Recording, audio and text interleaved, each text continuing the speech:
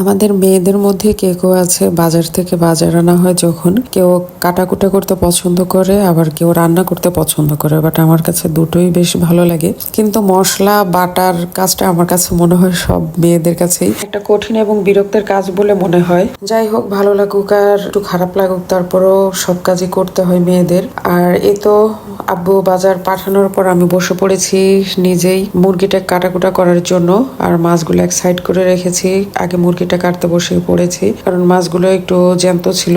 এই তো মুরগিটা ফার্স্টে যদিও ড্রেসিং করা, তারপরে একটু বেছে নিয়েছি পোল্ট্রি মুরগি। আর পোল্ট্রি যে মুরগিগুলো একটু শক্ত টাইপের, অর্থাৎ একটু বয়স হয়ে গেছে, এই টাইপের মুরগিগুলা খেতে কিন্তু অন্যরকম টেস্ট লাগে। কে কিভাবে রান্না করেন জানি না, বাট রান্নাটা একটা এক একজন এক এক স্টাইলে রান্না করে, এক এক স্টাইলে রান্নার যে টেস্ট এটাও কিন্তু ভিন্ন ভিন্ন স্টাইলেরই হয়ে থাকে। তো পোল্ট্রি মুরগিটা আমিও শুধু একভাবে না, বেশ কয়েকভাবে রান্না করি। এক হচ্ছে অনেক সময় মেরিনেট করে রান্না করি, অনেক সময় মশলা কষিয়ে রান্না করি। আবার যদি একটু শক্ত টাইপের হয় হাড়, অর্থাৎ মুরগির যদি বয়স একটু বেশি হয়ে থাকে, সেক্ষেত্রে মুরগিটাকে একটু হালকা করে ভেজে নিই মাছের মতো উল্টে পাল্টে সব মশলা দিয়ে। তারপর এটাকে আলু দিয়েও রান্না করি। অনেক সময় মুরগি ভেজে শুধু আলু ছাড়া এমনিতেও ঝোল রান্না করি। আবার ম্যাক্সিমাম টাইমেই আমি মুরগিটা কষিয়ে সুন্দরভাবে মশলা কষিয়ে আর কি এটা ভুনা করতে, অর্থাৎ একদম ঝোল ছাড়া সুপ আমার কাছে কেন জানি মনে হয় পোল্ট্রি মুরগিটা ভুনাই বেস্ট। আজকেও চলে এসেছি মুরগিটাকে ভুনা করার উদ্দেশ্যে। বেছে সুন্দরভাবে কেটে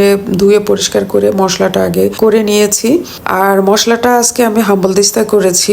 আদা, রসুন আর আদার্স যে মশলাগুলো, এগুলো গুঁড়ো মশলা, আর এটাও হাতেরই মশলা, গুঁড়ো মশলাটাও। যাই হোক, এগুলো মানে টোটাল মুরগির যে মশলাগুলো লাগবে এগুলো করে নিয়েছি। তো হাঁড়ি বসিয়ে মশলাটাকে সুন্দরভাবে কষিয়ে নিয়েছি।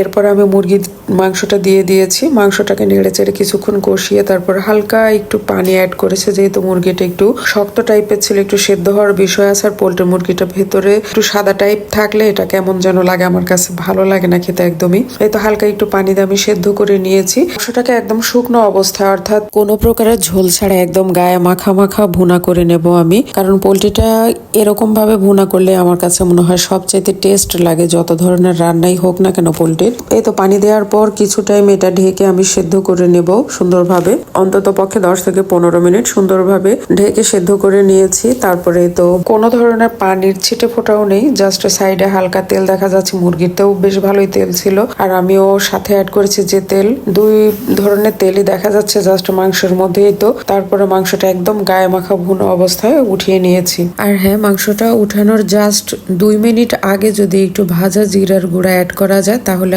আর একটু টেস্ট লাগে আমার কাছে মনে হয় মাংসের তরকারিটা। যাই হোক, কে কিভাবে খান জানি না, এভাবে ট্রাই করে দেখবেন, ইনশাল্লাহ ভালো লাগবে। আজকের ভিডিও এই পর্যন্ত। দেখা হবে, কথা হবে আগামী কোনো ভিডিওতে। সে পর্যন্ত সবাই ভালো থাকেন। আল্লাহ হাফেজ।